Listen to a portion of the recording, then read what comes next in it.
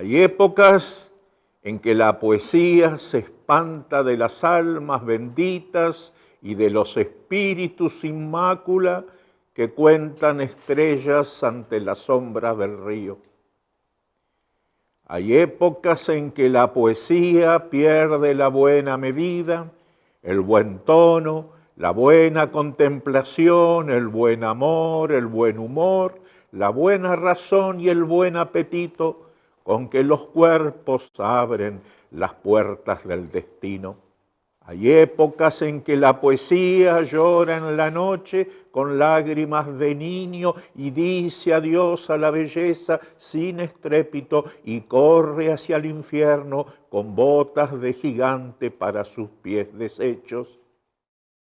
Hay épocas en que la poesía no duerme entre las sábanas almidonadas de la cultura. Debe buscársela sonámbula y a los tumbos, casi ciega, entre tiros y gritos y pájaros de mal agüero en noticias policiales. Hay épocas en que la poesía solo conoce las prácticas subversivas y los métodos piqueteros. La cosa es tomar por asalto el palacio de verano y el de invierno, o cortar las rutas, o cubrir de humo negro el cielo, o morir de pobre en la soledad del silencio, como los elefantes mueren en los bordes de la selva. Entonces, la poesía anda sin brújula, a saltos de mata, de un lado a otro, del mar a la meseta, mientras el otoño nos envuelve con su luz dorada y solo cambia que uno está más viejo. Hay épocas en que la poesía se plantea una última cuestión. Cuando lleguen los poetas del mañana, los que anunciarán la alegría, tendremos algo más para recibirlos que tumbas de inocentes sin justicia y la moneda de la vida jugada a cara o cruz.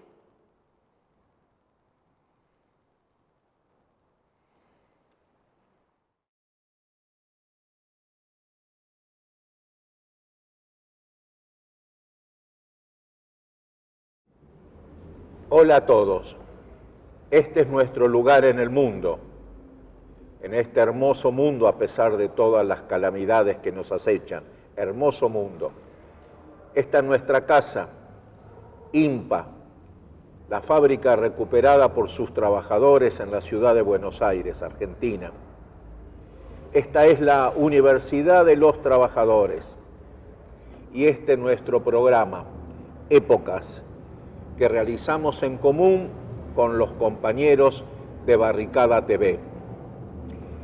Y había alguien que tenía que estar acá y hoy lo está. Eduardo el Vasco Murúa. Algunos saben que creo en el alma humana. Hay un alma en esta fábrica recuperada, en este espacio. Es el Vasco Murúa, aunque se ría y se enoje cuando se lo decimos. Y hoy estamos para dialogar con él, para que nos hable de la fábrica, para que nos ayude a hacer un balance de todas las actividades de trabajo, pero también educativas, culturales, sociales, que desde el primer día en que los trabajadores agrupados recuperaron con el lugar su dignidad siempre en riesgo, no se ha cesado, por un lado, de los ataques, del otro lado, de los estímulos, de la solidaridad, de la fraternidad, de todo ello. A los tumbos y a los saltos hoy vamos a hablar.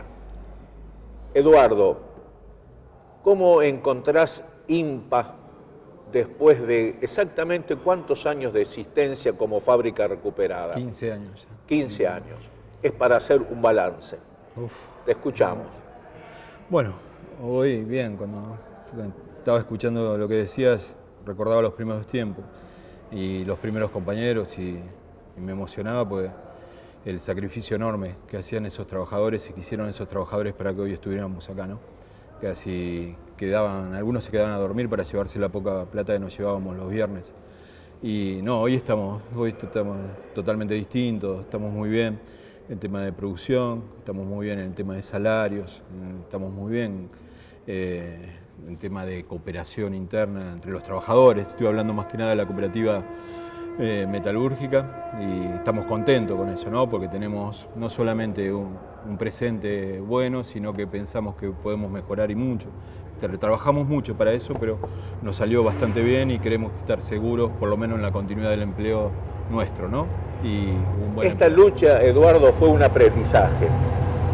Creo que ya somos gente grande y podemos decir, de toda lucha sacamos un aprendizaje. ¿Cómo resumirías el aprendizaje que dejó esta epopeya de INPA? No, centralmente que se puede,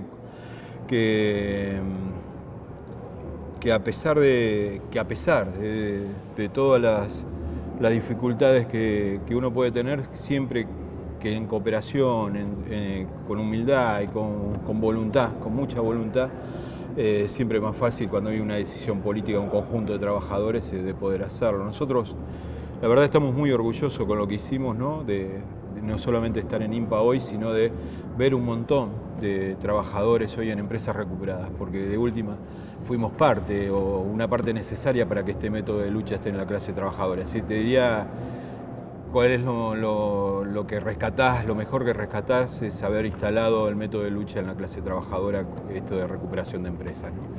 Y con respecto al aprendizaje en INPA, a todo, el de aprender a escuchar, de aprender a compartir, de ver no solamente lo que uno tiene en su cabeza y su ideología, sino ir comprendiendo a los demás compañeros en cada nivel de sus necesidades y ir agrupando esas necesidades en función del conjunto, ¿no? Que quizás a veces con contradicciones, pero se fue marchando y haciendo todo lo que se pudo hacer. Eduardo, todos los días nos enteramos de fábricas que cierran, no tanto como en otras épocas, por suerte, pero la realidad del capitalismo, de esas luchas sociales, nos siguen diciendo que hay fábricas que cierran y hay trabajadores que no quieren esa situación y que se animan y que con dificultades, avances y retrocesos se lanzan a lo que en el mejor de los sentidos podemos decir una gran aventura humana.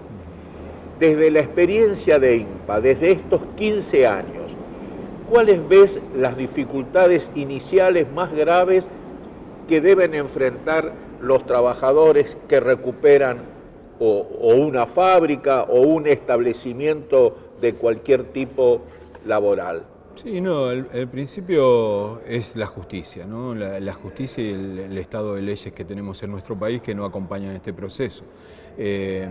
Porque en las primeras conversaciones, a pesar de que los compañeros enseguida comprenden qué les pasó, a pesar que es doloroso la primera charla con los compañeros, de demostrarle que han perdido todo, ¿no? De demostrarle que los trabajadores en Argentina todavía somos ciudadanos de segunda, de que mientras el patrón no paga los aportes nadie dice nada, mientras no paga los salarios nadie dice nada, pero cuando ellos deciden ocupar la fábrica ahí aparece el Estado con su represión e intentar desalojarlo.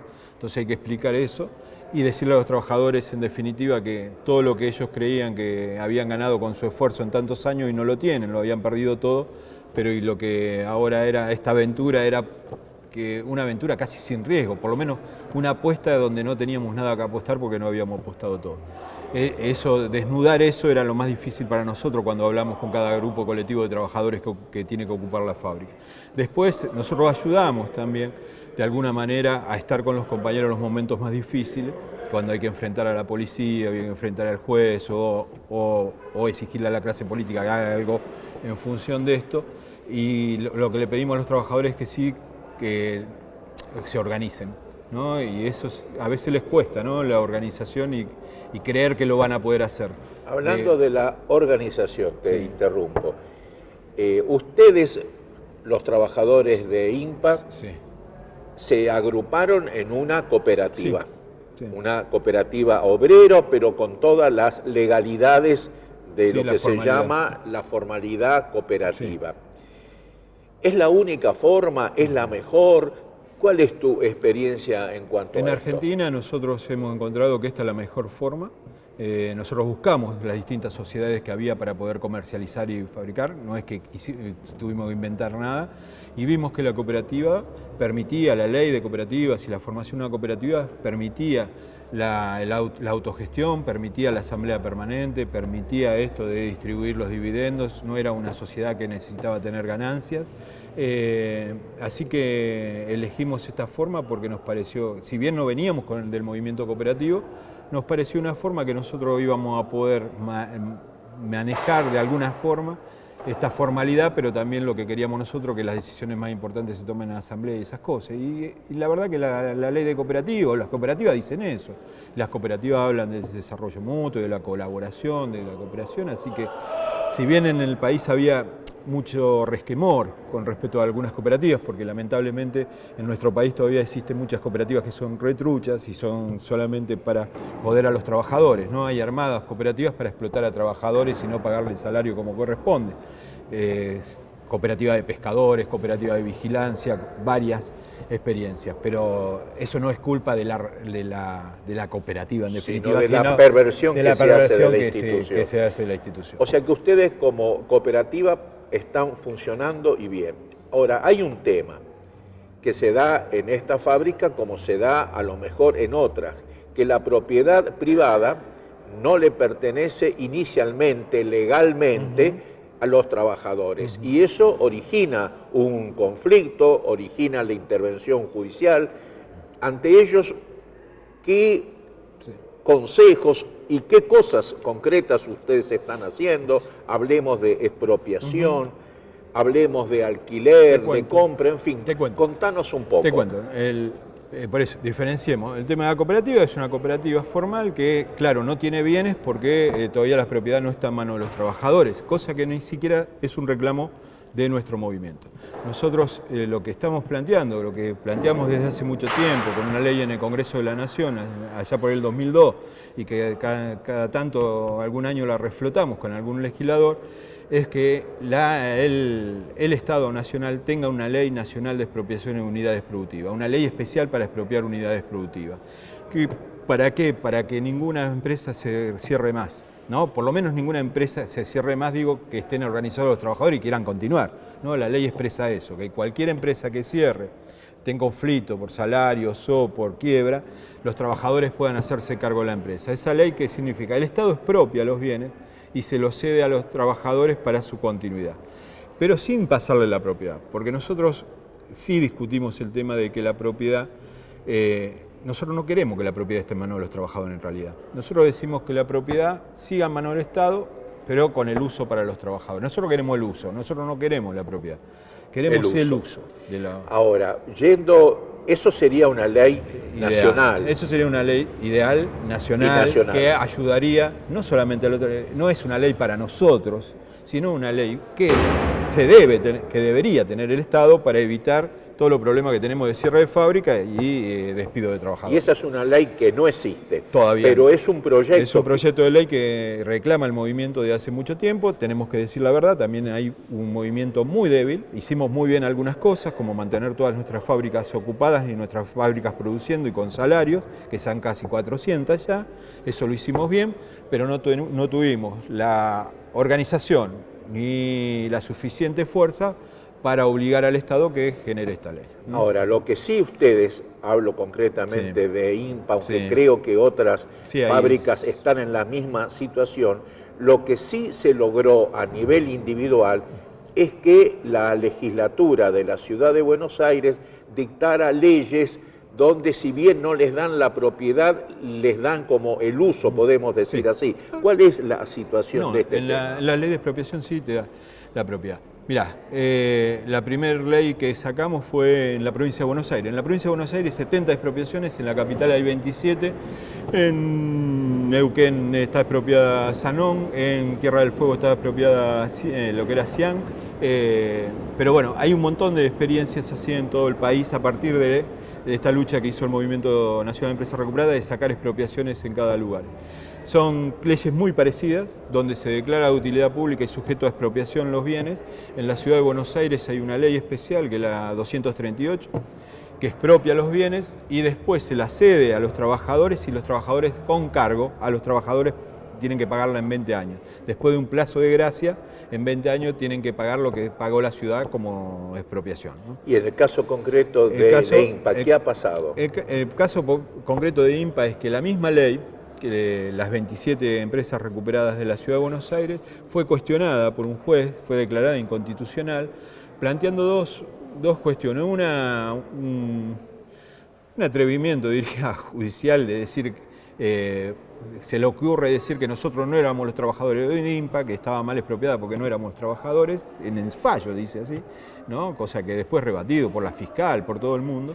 Y por otro lado sí cuestiona, y ahí no se atiene a los plazos legales que tiene la ciudad para pagar, y dice, como la ciudad no me paga, yo no acepto la ley, ¿no? Como la ciudad no hizo el correspondiente pago de la expropiación, no acepto la ley. ¿Sí? Agarrándose de otros casos, ¿no? De que la ciudad no había pagado. Fue la primera disposición. Esa fue la primera declaración de inconstitucionalidad. Vamos a seguir hablando de este tema tras una pausa. Buenísimo. Seguimos con nuestro programa Épocas, en común con los compañeros de Barricada TV, en este espacio que es nuestro, que defendemos y amamos, la Universidad de los Trabajadores, parte de este gran sueño que es la fábrica recuperada INPA. Estamos hablando con el alma mater, me gusta insistir, de esta gigantesca epopeya que ya lleva 15 años. La fábrica INPA y Eduardo el Vasco Murúa. Estábamos hablando de la necesidad de una ley nacional que contemple la situación de los trabajadores que recuperan sus sitios de trabajo. Nos decía el Vasco que no se busca la propiedad privada, sino que se busca el espacio para desarrollar dignamente la actividad. Se nos cuenta también que esa ley no salió, que se brega por ella, pero lo que sí existe, tanto en Capital Federal como por ejemplo en la provincia de Buenos Aires, son leyes locales que permiten, con la figura de la expropiación, que por lo menos provisoriamente los trabajadores puedan tener el uso concreto de la fábrica, del hotel, del sitio de trabajo y seguir con las actividades.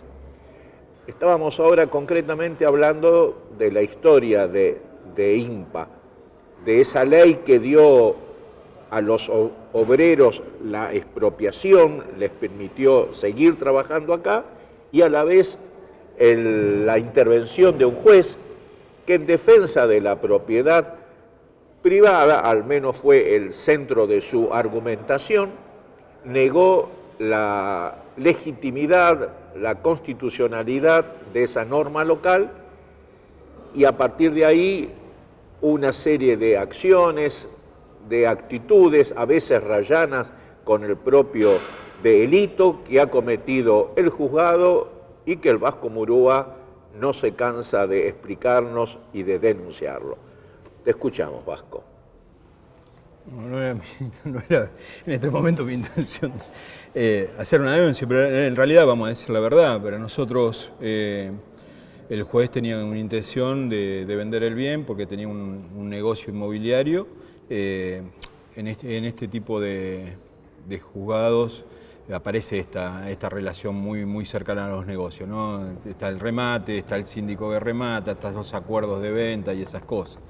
Imagino que... A partir de ahí se declara inconstitucional la ley de la legislatura. Él declara inconstitucional la ley de la legislatura, nosotros apelamos a la Cámara y la Cámara confirmó la inconstitucionalidad.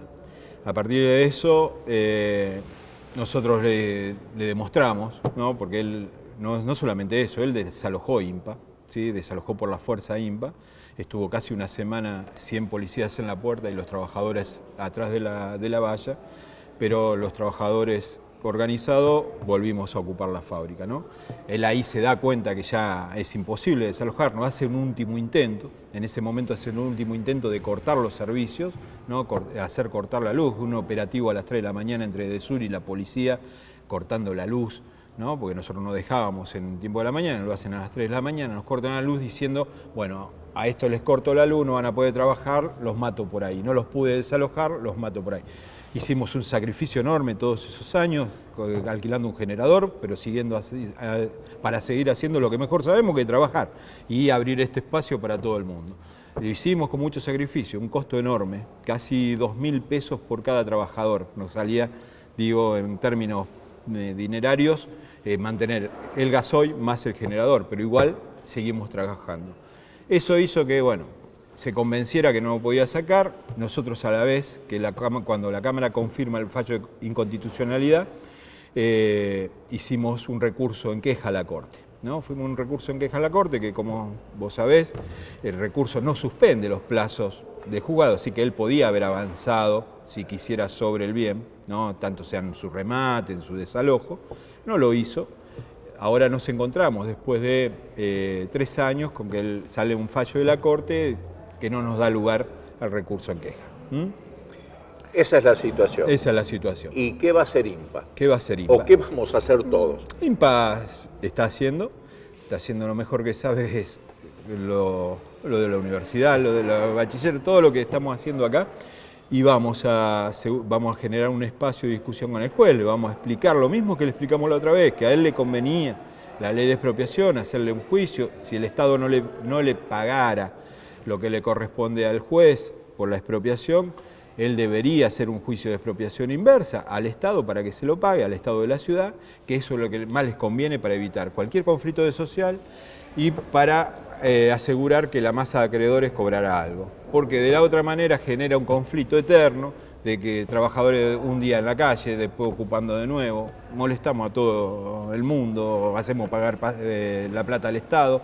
La verdad que un conflicto innecesario. Tratar de explicarle esto, de esta situación, de demostrarle que lo que él decía no tenía ningún asidero, porque pasó hace ya 5 años y los trabajadores han demostrado que sí pudieron continuar con la empresa, porque él decía que no iban a poder continuar, que era inviable, que esa empresa era inviable. Bueno, hoy le demostramos todo lo contrario, todo lo que hacemos, el bachiller, la universidad, el centro de salud, el centro cultural, los 50 trabajadores con un buen salario. Así que imagino que cambiará de opinión, aceptará esperar el tiempo prudencial de 1 mes, 2 meses para que nosotros tengamos una nueva ley de la ciudad y esperemos que esa ley no la declare inconstitucional. Somos todos parte de este proyecto, ¿verdad? Y como parte del proyecto estuvimos los otros días en la asamblea y te escuchamos hablar. Como síntesis yo diría que recogiendo la experiencia de lucha, se decidió, fue una idea tuya, pero aceptada por todos, nos pareció lo mejor, volver a insistir en la legislatura pidiendo se dicte una nueva ley, tal vez más amplia, que dé la legalidad que acompañe a la legitimidad que ya tiene ganado socialmente INPA. ¿Cómo sería?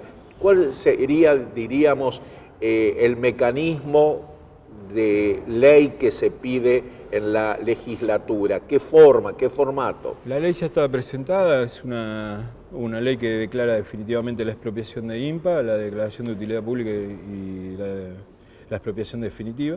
Nosotros no teníamos esa ley todavía, porque los procesos en la legislatura de todas las empresas recuperadas es primero tener una ley de ocupación temporaria, demostrar que se puede seguir continuando con la actividad y después sacar cuando los trabajadores demuestran que esa empresa tiene funcionalidad, sacan una ley de expropiación definitiva, que es la que vamos a buscar nosotros, que en realidad, para explicarlo mejor, nosotros, el fallo saliera a favor o en contra de INPA, teníamos que sacar esta ley, porque nosotros teníamos una ley que era de ocupación temporaria nada más.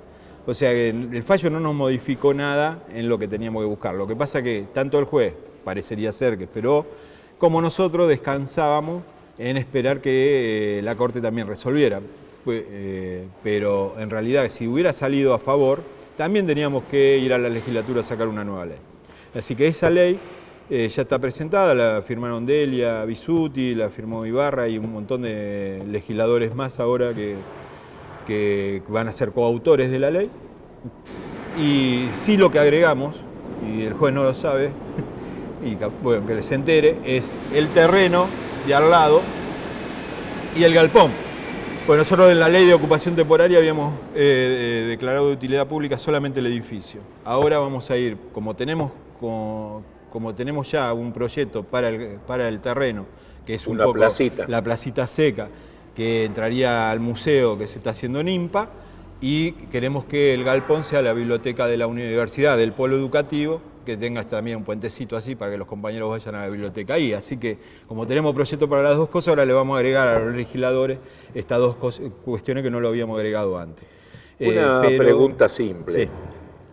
Siendo una actividad de bien común, hermosa por donde se la mire, justa y necesaria por donde se la considere, ¿pensás, sin embargo, que habrá alguien en la legislatura que boicotee, que ponga impedimentos o que lisa y llanamente se oponga públicamente a que salga esta ley que pide IMPA? Sí, públicamente no sé, pero a veces hay cosas que son difíciles de entender, ¿no? La verdad que nosotros no podríamos decir nada con respecto de IMPA sobre lo que pasó con IMPA, porque en IMPA tanto sea los legisladores la votaron, acompañaron hasta algunos macristas, votaron 52. Hay esperanzas de que vuelva. Y la verdad que el jefe de gobierno, en el caso de IMPA, no vetó la ley. Aunque después de IMPA, después de esa ley, hubo varias cosas inentendibles hasta por la propia lógica, ¿no? Porque uno puede decir, este hombre de derecha es un fascista, qué sé yo, puede decir cualquier cosa de Macri, pero digo, aparte parecería ser como un freno cerebral que tiene cuando se vota una pequeña ley para un sector muy pequeño de nuestro pueblo y necesitado, siempre aparece el veto. No entendemos cuál es el funcionamiento. Es más, tenemos algunos enojos también con algunos compañeros nuestros legisladores, porque decimos, bueno, muchachos, pero ustedes le votan aumento de impuestos, le votan algunas cosas que hace el jefe de gobierno, y cuando ustedes hacen una pequeña ley a favor de una construcción pequeña de una organización social, el señor se las veta, no le voten más nada. Bueno, que no, digo, porque también ahí tiene que haber un juego de poder que los nuestros no pueden ser así humillados o pasados por arriba, ¿no? Que uno hace una ley y después el señor se las veta. Pero creemos que en este caso, en el caso de IMPA, el anterior no lo vetó. Igual estamos haciendo las dos cosas, Vicente. Digo, capaz esto no hay que decir, pero estamos trabajando con los legisladores para que la ley salga rápido. Y vamos a tratar de llegar también a Jefatura de Gobierno para decirle que necesitamos que la ley salga y que no sea vetada, porque no tenemos tiempo, ¿no? Porque nosotros queremos llevarle rápidamente al juez la ley. Yo creo que han elegido el mejor camino, hacerlo todo público, que la sociedad en su conjunto se entere, porque vemos cómo constantemente se habla del derecho al trabajo, de la dignidad de los trabajadores, de impulsar la cultura del trabajo como el gran objetivo social. Pareciera entonces que estamos todos de acuerdo con esa declaración. Veremos ahora en la práctica si las palabras son acompañadas por los cuerpos, por las actitudes, por los votos. Esperemos entonces que el proyecto se tramite rápido, con toda la urgencia que la realidad demanda, y que nadie se oponga a una ley que será realmente beneficiosa para el bien común. IMPA es el argumento en sí misma, y por todas las lógicas se la quiera mirar. Es más, yo el otro día discutiendo con algunos compañeros que me decían, ¿y por qué crees que no van a votar?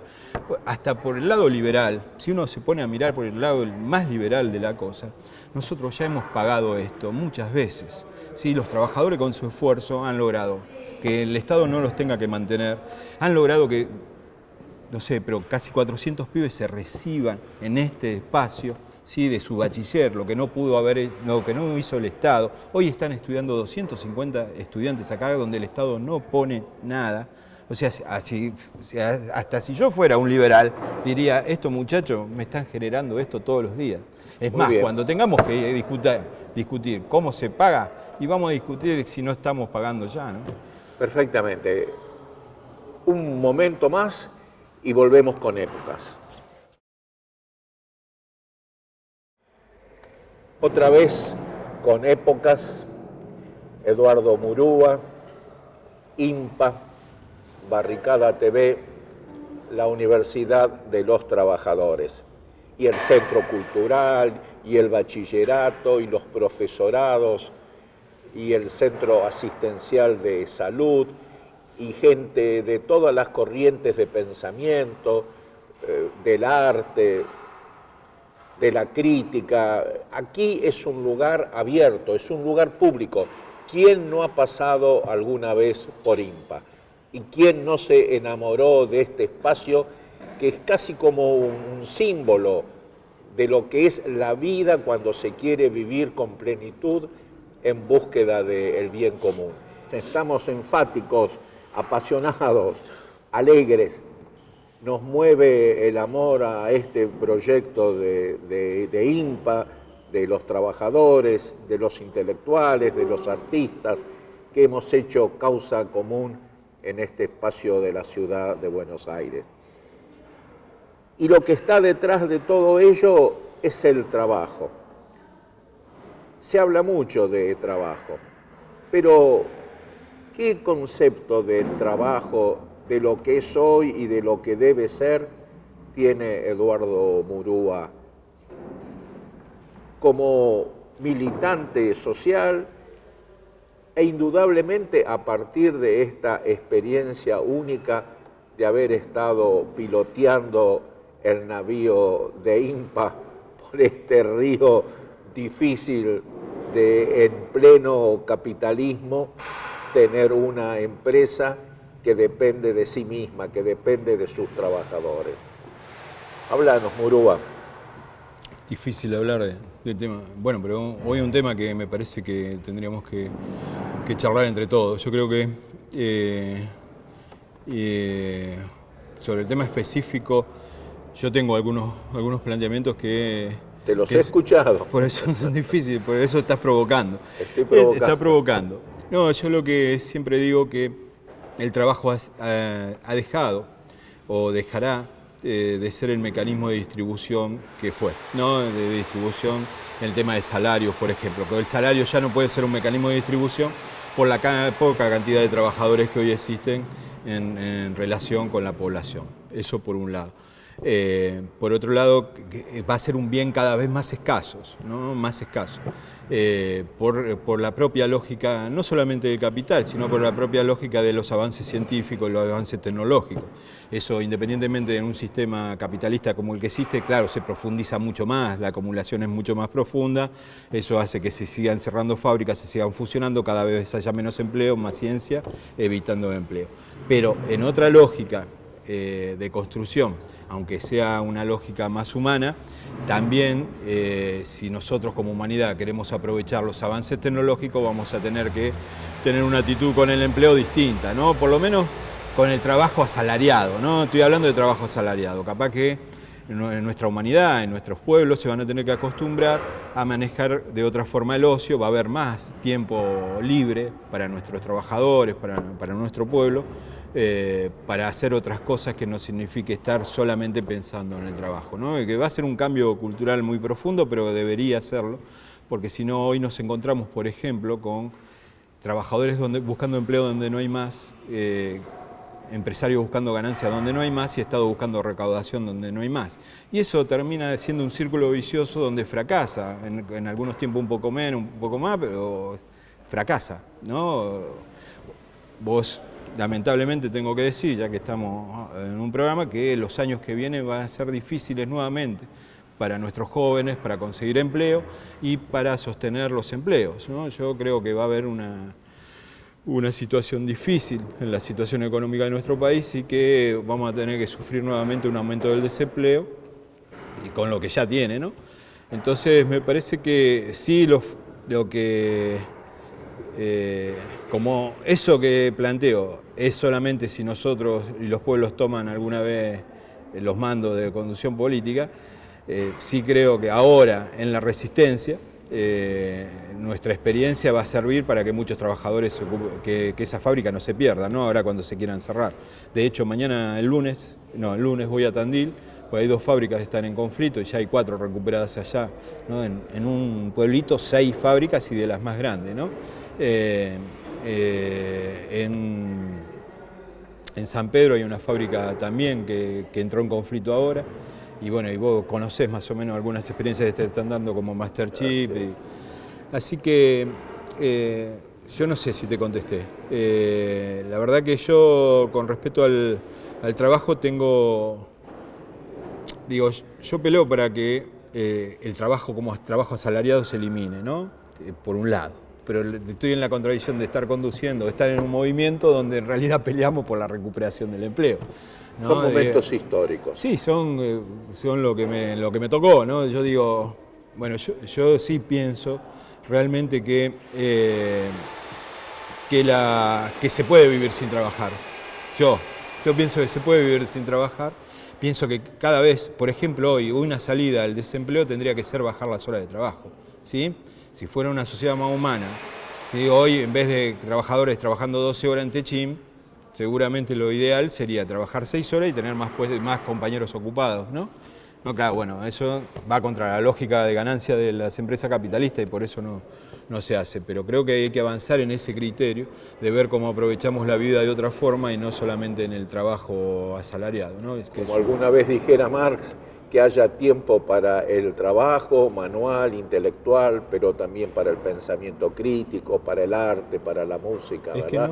Para hacernos verdaderamente humanos todos. Es que nos hace falta y seguramente estamos desperdiciando mucha capacidad de conjunto de nuestro pueblo por esta cosa de estar sobreviviendo todos los días y solamente estar trabajando y viendo a Tinelli después, no sé, imagino, ¿no? Si uno tuviera más tiempo podría estar escribiendo, podría estar compartiendo con otros compañeros discusiones y haciendo arte y lo que sea. En estos años que te conozco y en circunstancias a veces difíciles, siempre tuviste claro el vínculo profundo entre el trabajo, la educación y la cultura. Por eso existe INPA en la complejidad que es hoy.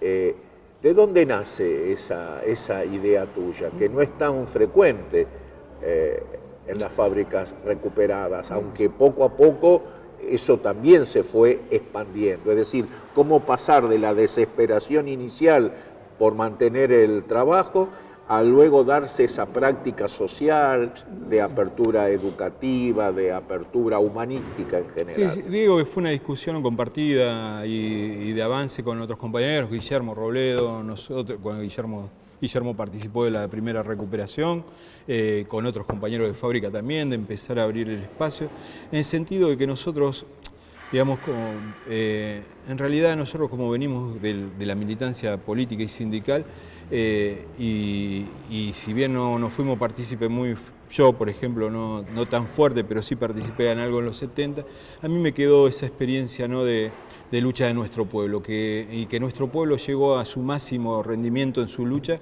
cuando juntó quizás todo eso, ¿no?, cuando estaban los obreros, los estudiantes, los intelectuales, todos juntos. Y creo que eso es lo que potenció hasta poner en jaque al sistema en los 70. Eso es lo que pensé. Y por eso me parecía que desde la fábrica, o nos parecía, que de la fábrica juntar toda esa experiencia. También eso nos daba un vínculo enorme con nuestros, por ser empresa recuperada, con los trabajadores, pero también esto de tener el centro cultural, esto de tener la educación, nos da un vínculo enorme con el sectores medios, que para mí es fundamental unir esos sectores de la lucha de la clase trabajadora, pero también los sectores medios, para realmente tener una fuerza organizada para cambiar la situación de nuestro país. Hemos escuchado a Eduardo el Vasco Murúa.